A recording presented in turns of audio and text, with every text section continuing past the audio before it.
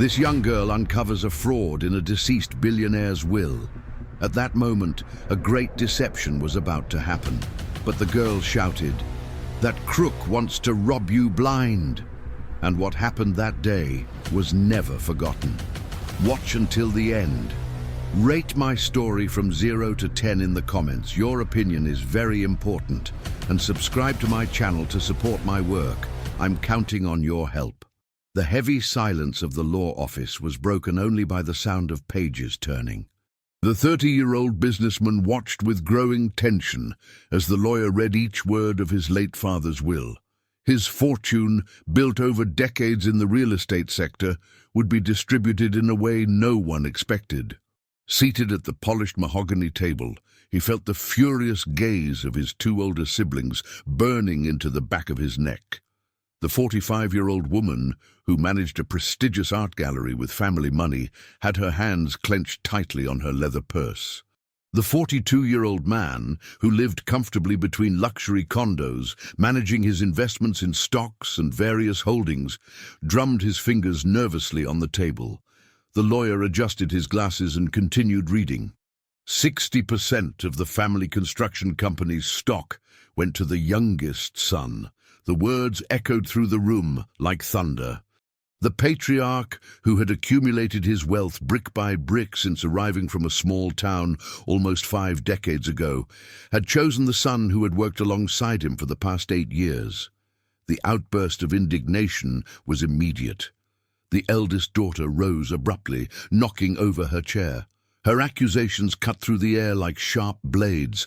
Their father had been sick, she shouted, suffering from severe dementia when he signed that document. He lacked the mental capacity to make decisions about his millions of dollars in land and property. The middle brother supported the allegations with calculated vehemence. They had medical reports, he threatened, documents proving the patriarch's incapacity in the last months of his life.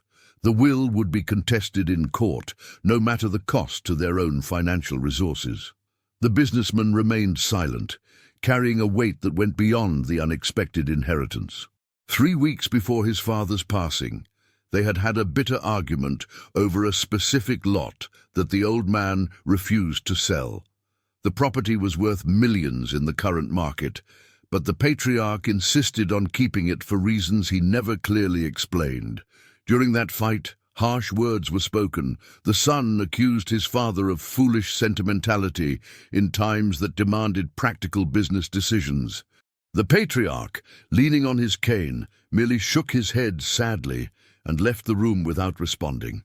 It was the last real conversation between them.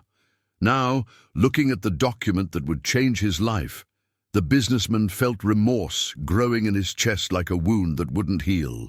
His siblings continued their legal threats, talking about specialized lawyers and lawsuits that would drag the family name through the courts. The meeting ended in a hostile atmosphere. Promises of legal battles filled the air as the older siblings left the office with furious steps.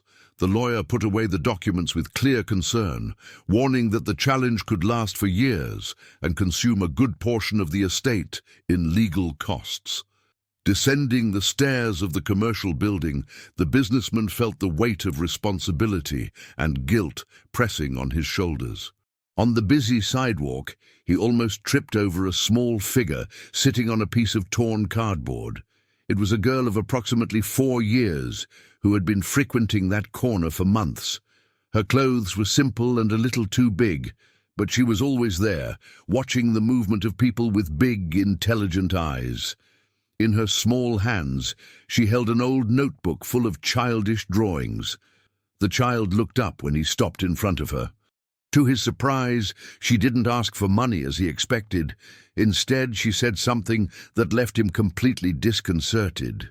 The old man, who walked with a cane, always talked to himself about the lot on Rose Lane, she murmured, with an unusual clarity for her age. The businessman felt a chill run down his spine.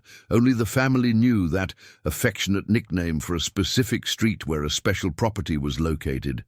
How could a street child know about that? What conversations had she overheard during all those months watching the people who entered and left the building? The girl turned her attention back to the drawings in her notebook, as if she hadn't said anything extraordinary. But those simple words had just opened a door to mysteries he didn't even imagine existed. Curiosity consumed the businessman all night. The next morning, he returned to the corner of the commercial building with 2 bear claws and a bottle of water. The girl was in the same place, scribbling new drawings in her battered notebook. When he approached, she looked up without showing surprise, as if she'd been waiting for him. "You said something yesterday about the man with the cane," he began, offering her the snack. "How did you know about Rose Lane?" The child bit into the pastry slowly, chewing carefully before answering. "He always stopped here when he left the big building. He would look up at the sky and talk softly about the yellow house and the flowers. He said it was the most important place in the world." The businessman's heart raced. Yellow house. His father had never mentioned a yellow house. The property on the street they nicknamed Rose Lane was just an empty lot. At least that's what he had always believed. "Do you have a place to sleep?"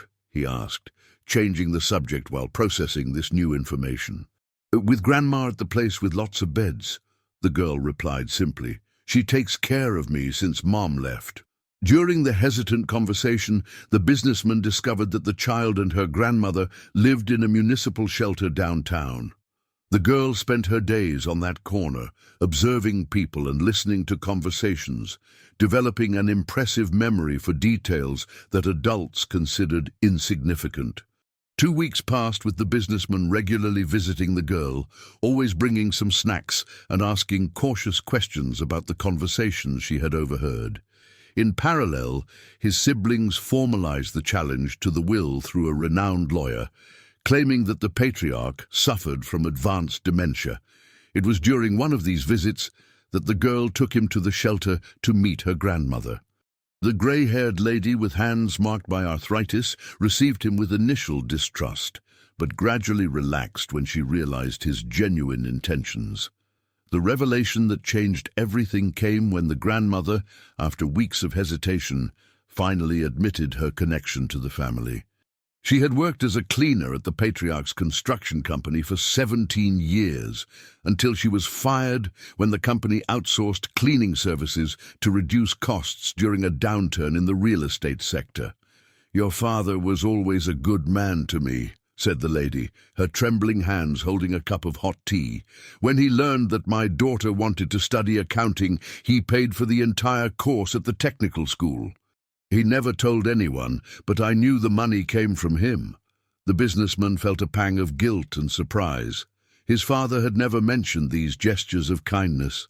How many other things didn't he know about the man he had judged cold and calculating his whole life? "He talked a lot about the past when he came to the office in the last months," continued the grandmother, "especially about a woman named Clara and how he regretted not preserving certain memories." Clara. This name was completely new to the businessman. In his entire life, he had never heard his father mention someone with that name.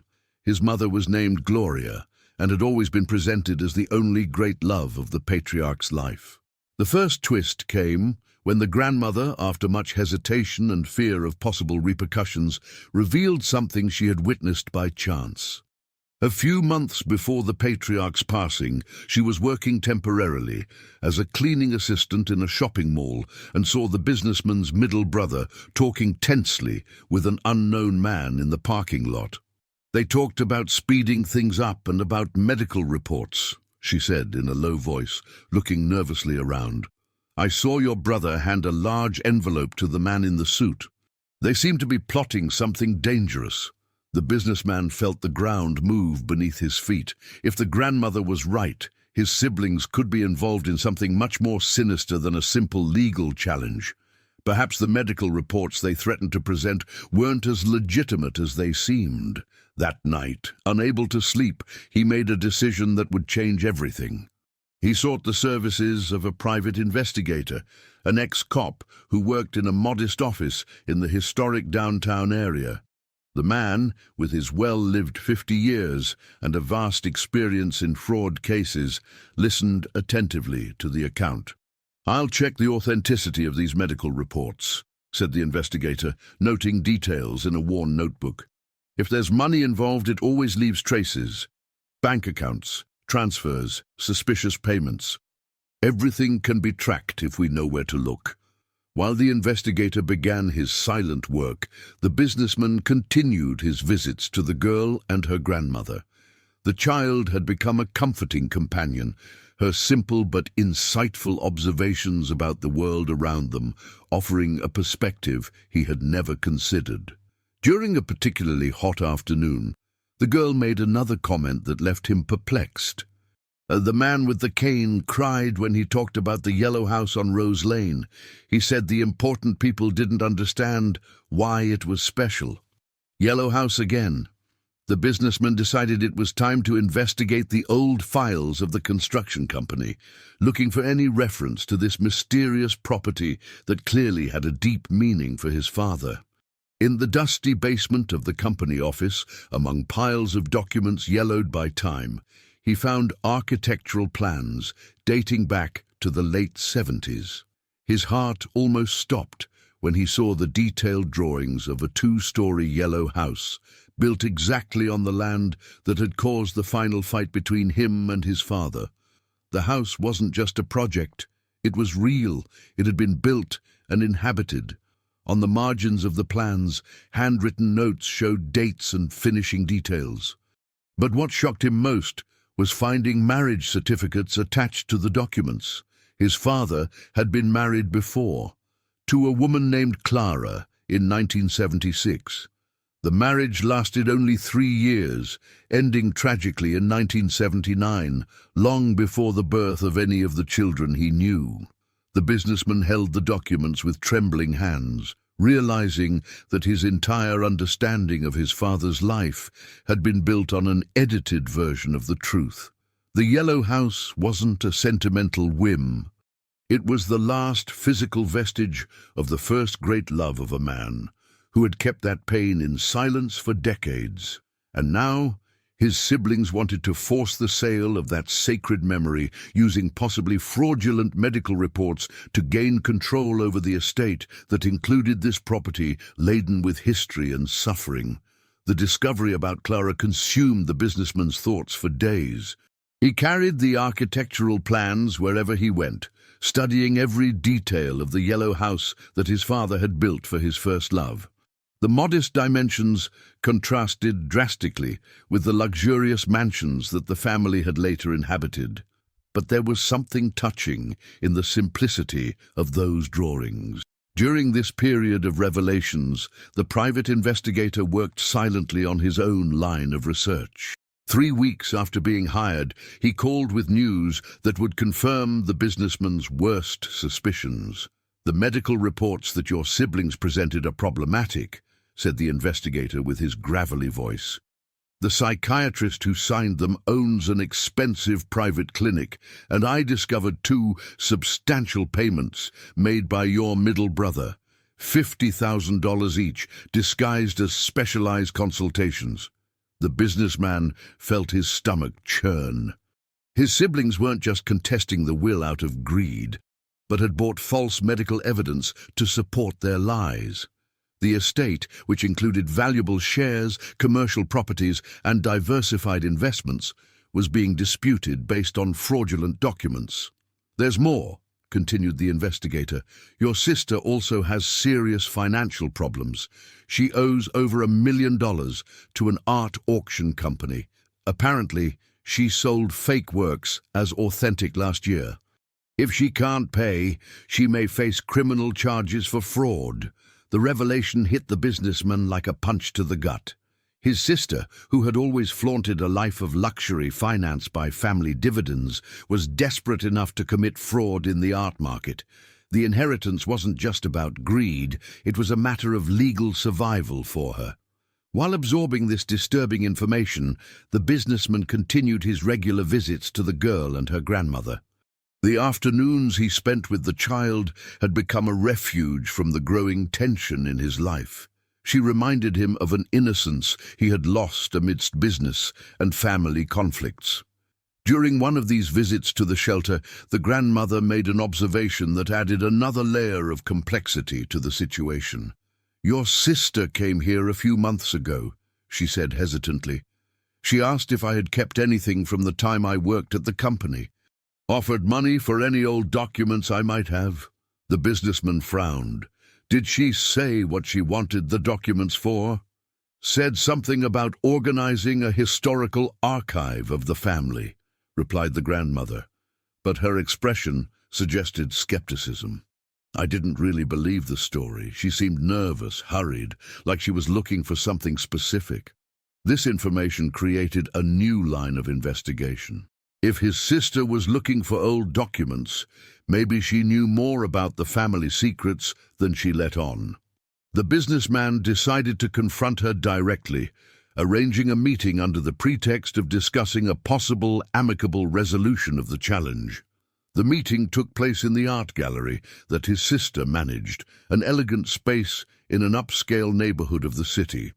Surrounded by expensive paintings and modern sculptures, he watched his sister try to maintain her composure as they talked about the inheritance. "You were always Dad's favorite," she said with poorly disguised bitterness. "He left you everything because you knew how to manipulate him in recent years." "Maybe he left the company to me because I was the only one who actually worked alongside him," replied the businessman calmly. "While you played art curator with family money and our brother lived as an international playboy." The accusation hit home. His sister was visibly disturbed, her hands trembling slightly as she pretended to examine a painting nearby. It was then that he decided to test his suspicions. "Interesting how well you know the family history," he said casually. "I bet you know all about Clara and the Yellow House." The reaction was instant and revealing. His sister paled and dropped the catalogue she was holding. I don't know what you're talking about," she stammered. "Clara was Dad's first wife," he continued, watching every micro-expression on her face. "They lived in the yellow house he built on Rose Lane, the house we fought about before he passed. His sister recovered quickly, but not quickly enough. "That's your fantasies," she said in a forcibly firm voice. "Dad was never married before Mom." But the businessman had seen the recognition in her eyes. She knew about Clara. She had always known. And that raised a disturbing question. If she knew the secrets of their father, why did she feign ignorance? What else was she hiding? That night, unable to sleep due to the accumulated revelations, the businessman made a drastic decision. He drove to Rose Lane, using the keys he had inherited along with the properties. It was almost midnight when he arrived at the site that had caused his last argument with his father. The land appeared empty under the moonlight, covered with vegetation that had grown freely for decades. But when he walked through the property with a flashlight, he found something that changed his perspective forever. Hidden beneath the dense vegetation, there were still traces of the foundations of the yellow house. Pieces of walls, fragments of yellow tiles, stones that had once supported the home his father had built for Clara. The house had been demolished, but its roots remained buried in the earth like a memory that refused to disappear completely. As he explored the remains of the building, his flashlight illuminated something metallic, half buried near what should have been the main entrance. Digging carefully with his hands, he discovered a small metal box, rusted by time. Inside the box, protected by yellowed plastic, were photographs of a young couple smiling happily in front of a newly built yellow house. His father, with dark hair and without the wrinkles that marked his later years, embraced a beautiful woman in a floral dress. On the back of one of the photos, a handwritten dedication, "Forever in our yellow home, Clara and Henry, 1976.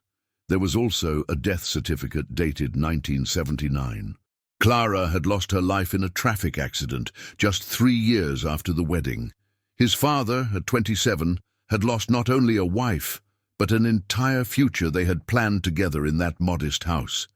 The pieces of the puzzle finally fell into place in the businessman's mind. The land wasn't just a valuable property for his father.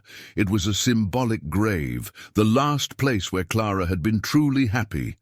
Selling that land would be like desecrating the memory of the only pure love his father had known. Sitting among the rubble of the yellow house, surrounded by photographs of a past he had never known, the businessman finally understood the magnitude of his ignorance about the man who had raised him. All his life, he had judged his father as cold and excessively practical, without knowing that he carried a silent pain that had shaped every subsequent decision. And now his siblings, driven by greed and financial desperation, wanted to destroy that sacred memory using lies and falsified documents. The legal battle that was approaching was no longer just about money or properties. It was about honoring or desecrating the memory of a love that had secretly defined his father's entire life. Armed with the evidence about the fraudulent payments and the photographs that proved the emotional importance of the land, the businessman faced the most difficult dilemma of his life. The lawyer executing the will repeatedly suggested an amicable settlement, dividing the estate equally among the three siblings to avoid a public scandal that could tarnish the reputation of the construction company in the real estate sector. "Think about the business," insisted the lawyer during a tense meeting. "A long process will consume resources, generate negative publicity, and affect the value of the company's stock. Your corporate clients don't want to associate with a family at war in court. But accepting the settlement would mean validating the lies about his father's mental incapacity and betraying the memory of the man who consciously chose to preserve the legacy of the construction company for the one who truly dedicated himself to it. More importantly, it would mean allowing the land where Clara had been happy to be sold and developed, erasing forever the last vestiges of a love that had deeply marked his father. During this period of agonizing reflection, a new twist completely changed the course of the situation. The private investigator discovered something that none of them expected. The girl's mother, who had mysteriously disappeared more than a year ago, hadn't simply abandoned her daughter as everyone believed. Luciana Santos worked in the accounting department of a third-party company that provided services to your construction company, explained the investigator. She discovered irregularities in the cleaning contracts, systematic overbilling that had been diverting money from the company for years. When she tried to report it, she disappeared. The businessman felt his blood run cold. "You're saying she was silenced," completed the investigator grimly, "by people who had a lot to lose if the frauds were exposed. And I suspect your siblings knew more about it than they let on." This revelation completely transformed the perspective on the situation of the girl and her grandmother. The child wasn't just a street orphan, but the daughter of someone who had tried to protect the interests of the company his father built. And now she lived in poverty, while the same people who possibly caused her mother's disappearance were trying to steal the family inheritance. The businessman made a decision that would change everything. Instead of accepting the settlement, he would fight it in court, but not alone. He sought out a specialist in family law and corporate fraud, preparing a strategy that would expose not only the falsified medical reports, but the entire network of corruption that had involved his family. The preparation for the trial revealed even more dark secrets. The investigator managed to trace the diversions of money to an offshore account controlled by the middle brother, who had used his position in the company to facilitate overbilled contracts with shell corporations. Part of that money had financed his luxurious lifestyle, including investments in cryptocurrencies and international properties. Simultaneously, the sisters' financial situation proved to be even more desperate. In addition to debts to the art auctions, she had taken out loans using the construction company's stock as collateral, betting that she would get part of the inheritance to pay off her obligations. If she lost the case, she would face not only criminal charges, but also the loss of all her assets. During the months of legal preparation, the businessman developed an increasingly strong bond with the girl and her grandmother. He began to visit them daily, bringing nutritious meals and educational toys. The child, who initially showed distrust of adults due to the trauma of her mother's disappearance, gradually began to trust him. "You look like the man with the cane," she said one afternoon while drawing birds in her notebook.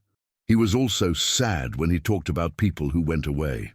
These simple observations of the girl revealed a precocious wisdom about loss and longing that deeply moved the businessman.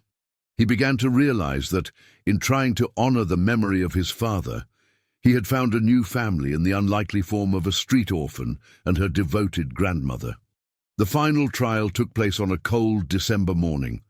The courtroom was filled with lawyers, financial journalists interested in the case, and the family members on opposite sides. The businessman presented all the evidence: the suspicious bank transfers, the payments to the corrupt psychiatrist, and the documents that proved the historical importance of the contested land. The most impactful revelation came when the defense lawyer presented original medical records from a respected geriatrician who had treated the patriarch weekly during his final years. The documents conclusively proved that, despite some natural memory lapses, the elderly man retained full cognitive capacity until a few days before his passing due to heart problems.